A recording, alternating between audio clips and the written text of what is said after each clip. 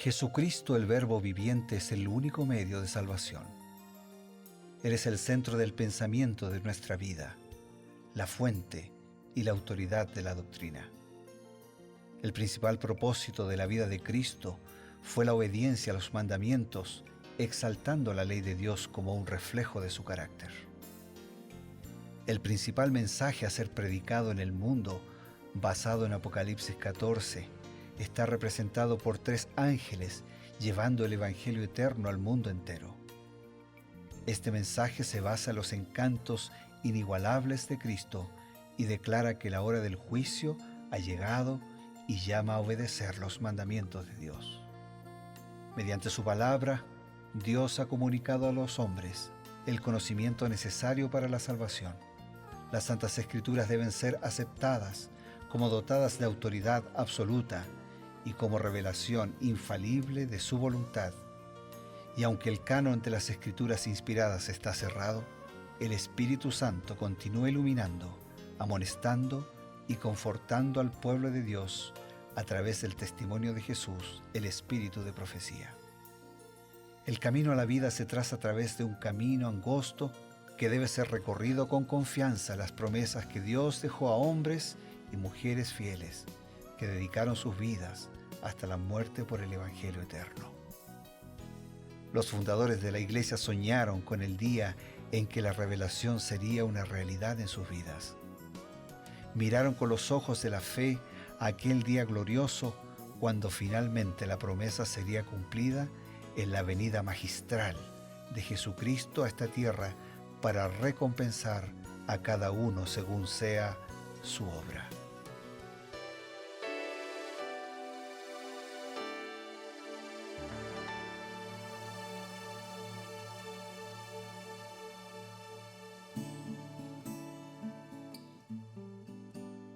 Como cada día, siempre nos sentimos agradecidos a Dios por compartir estos momentos y la oportunidad que tenemos de acercarnos a ustedes, queridos amigos, a través de la señal de Nuevo Tiempo.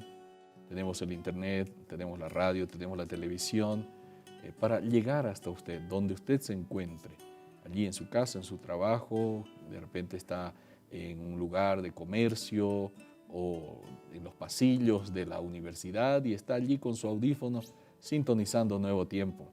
Deseamos que el Señor pueda bendecir sus vidas. Ahora queremos presentar el consejo oportuno que nos trae la palabra de Dios, amplificada por el Espíritu de profecía. Siempre lo hacemos con el mayor gusto, con el compromiso de traer el consejo inspirado de Dios, juntamente con el pastor Bruno Razo. Un gusto, Pastor Eber, de acompañarte, de acompañarnos y de sentirnos acompañados por tantos amigos y hermanos a quienes saludamos en este momento, enviando a cada uno y enviando a todos un abrazo. En este espacio, Creer en sus profetas, complementamos el espacio de Reavivados por su palabra, tratando de encontrar otras lecciones de destaque presentes en el capítulo diario que analizamos de la Biblia. Hoy nos detenemos en el capítulo 25 de los Salmos. Salmos tiene 150 capítulos. Hay algunos capítulos que son de clamor por arrepentimiento, por perdón, son de gratitud, son de alabanza, de victoria. Este capítulo, este salmo, es un clamor pidiendo la dirección de Dios. Justamente, pastor. Y la verdad es que hay varias aplicaciones importantes en este capítulo. Elena White aplica este salmo al hecho de que Jesús siempre dependió de su Padre en todo momento. ¿Cómo puede ayudarnos a nosotros este consejo?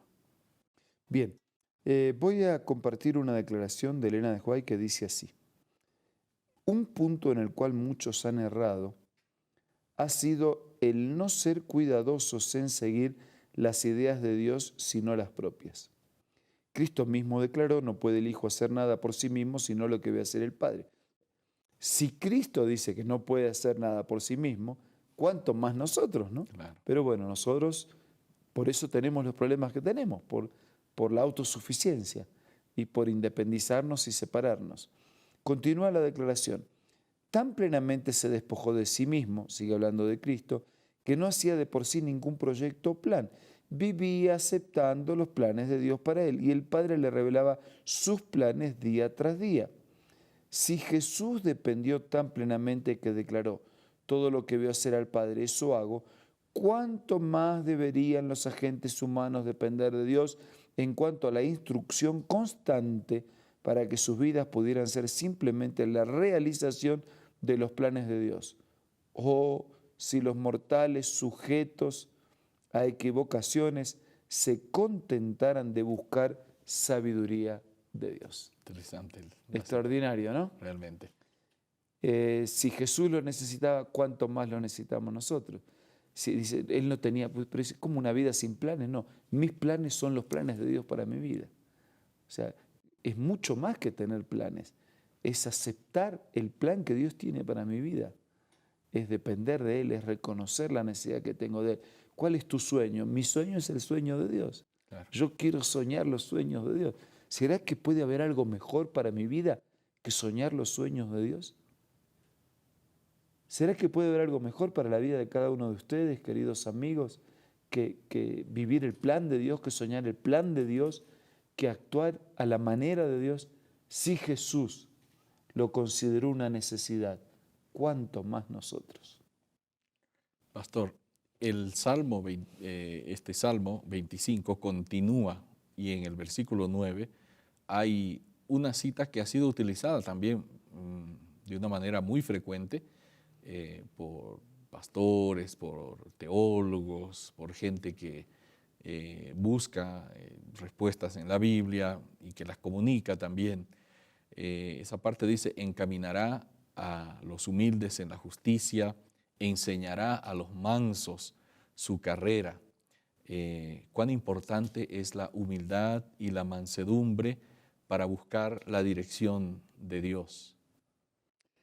Patriarcas y Profetas, en la página 355, Elena de White escribió, dice la Escritura, encaminará a los humildes en la justicia y enseñará a los mansos su carrera. Los mansos son dirigidos por el Señor porque son dóciles y dispuestos a recibir instrucción. Tienen un deseo sincero de saber y hacer la voluntad de Dios. Esta es la promesa del Salvador. El que quiera hacer la voluntad de Dios conocerá si la doctrina es de Dios. Pero la promesa es solamente para los que quieran seguirle del todo. Dios no fuerza la voluntad de nadie.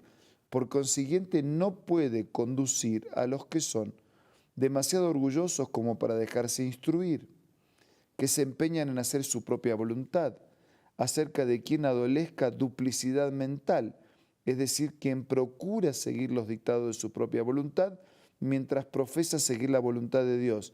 Se ha escrito, no piense, pues quien tal haga que reciba cosa alguna del Señor. Impresionante la declaración esa, ¿no? Quien adolezca de duplicidad mental. ¿Qué cosa? El Padre Nuestro, sin ir muy lejos, ¿no? Dice, hágase tu voluntad. Pero después queremos que se haga la nuestra. ¿En qué quedamos? ¿Queremos que se haga la voluntad de Dios o que se haga la nuestra? Entonces esa falta de sinceridad en el ruego, además de esa falta de sabiduría en el ruego, porque cuando se cumple la voluntad de Dios en mi vida, es mejor que cuando se cumple mi voluntad. Pero a veces hacemos ese juego, ¿no? Señor, hágase tu voluntad, pero ojalá tu voluntad coincida con la mía. Por esos impulsos ciclotímicos de nuestra parte, Él no nos va a dar aquello que nos va a dañar. Por eso es muy importante que nosotros entendamos que necesitamos ser humildes y mansos. Y la mansedumbre es eso, ¿no? Es la docilidad en aceptar la conducción de Dios. Como un niño inocente, manso, puede aceptar la dependencia y la necesidad de sus padres. Pensaba también en el hecho de que muchos, ya que utilizó el ejemplo de la oración de Jesús, la oración más importante de Jesús, ¿no? El Padre Nuestro, muchos repiten a diario, no solo una vez, sino muchas veces. Pero es interesante, parece que como que no entendemos bien esa parte, ¿no? Hágase tu voluntad, así en el cielo como así en la tierra como en el cielo, perdón. Lo repetimos, pero no lo hacemos, ¿no? Y interesante, duplicidad mental, ¿no? seguir los dictados de la propia voluntad de uno, esa voluntad así bien férrea, prácticamente, como decimos vulgarmente, caprichosa. Podemos hacer esto, es decir, repetir el Padre Nuestro y a la vez no entenderlo como muchas personas lo hacen. Contradecirnos, pues decimos, Señor, hágase tu voluntad, pero en el fondo yo sé que estoy queriendo que sea mi voluntad y Dios también lo sabe. Claro. Tal como aquel hombre que oraba, ¿no?, en el templo al lado del otro, ¿no?, el publicano, el fariseo. El fariseo decía, Señor, yo soy bueno, doy No tengo diezmos, necesidad de nada. ¿no? Eso realmente es una llamada de atención, ¿no?, porque dice que solo los mansos son dirigidos por el Señor. Claro, porque Dios no fuerza. O sea, Dios podría forzar, pero Él se autolimitó. Y nosotros nos abusamos de la autolimitación de Dios. Como Él no fuerza, como Él pide permiso, a veces lo dejamos, no le damos permiso. Claro. Pero dice, no puede ser que la criatura decida conscientemente no darle permiso, no permitir la intervención de Dios, cuando la criatura lo que más necesita es la intervención de Dios. Y nosotros a veces clamamos por la intervención de Dios, pero resulta que no le estamos permitiendo la intervención a Dios. Entonces, Él nos fuerza y Él solo puede guiar a los que se dejan guiar. Así es, pastor. Amigos, estamos reflexionando en estas preciosas verdades. Mientras pensamos en todo esto, vamos a recibir algunas sugerencias importantes y ya volvemos. Hola, ¿quieres saber cuál es la importancia del cristiano? Acompáñame en la lectura de esta cita. La importancia del cristiano no depende de la posesión de talentos brillantes, de una cuna eminente o de facultades maravillosas, sino de un corazón limpio, un corazón que purificado y refinado reflejen la imagen de la divinidad. La presencia de aquel que dio su vida por nosotros embellece el alma. Los hombres de oración son los hombres de poder. Serán capacitados para conducir a los pecadores a la cena de bodas del Cordero. Esta cita tú puedes encontrarla en el libro Hijos e Hijas de Dios, escritas por Elena G. de White, y lo puedes adquirir para que sea parte de tu biblioteca personal. Puedes descargar la aplicación Elena G. de White del App Store o del Play Store.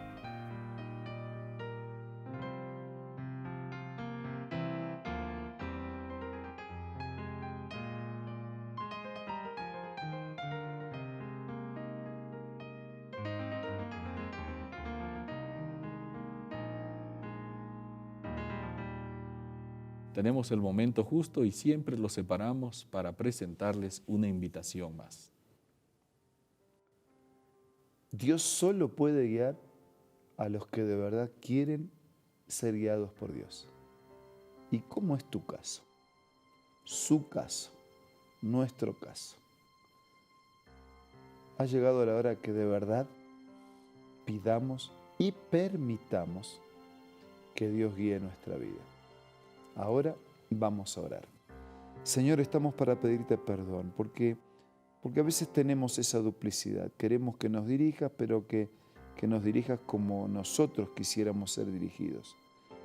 Queremos que se haga tu voluntad, pero ojalá tu voluntad coincida con la nuestra. Perdónanos, Señor. Perdónanos por el abuso, perdónanos por la indolencia, perdónanos por el atrevimiento. Y danos fuerzas, por favor. Ayúdanos para que siempre seamos mansos, dóciles, es decir, nos dejemos guiar por ti. Te pidamos, te supliquemos y nos dejemos guiar por ti. Conduce nuestra vida frágil, hazla fuerte. Conduce nuestra vida pecadora, hazla obediente y transformada por tu gracia. Y conduce nuestra vida mortal hacia la vida inmortal de la eternidad. Lo pedimos, lo agradecemos, en el nombre de Jesús. Amén. Amén. Nuestro encuentro está pactado como cada día, un momento, aquí en Creed en sus profetas. Nos encontramos el día de mañana, Dios mediante. Hasta entonces.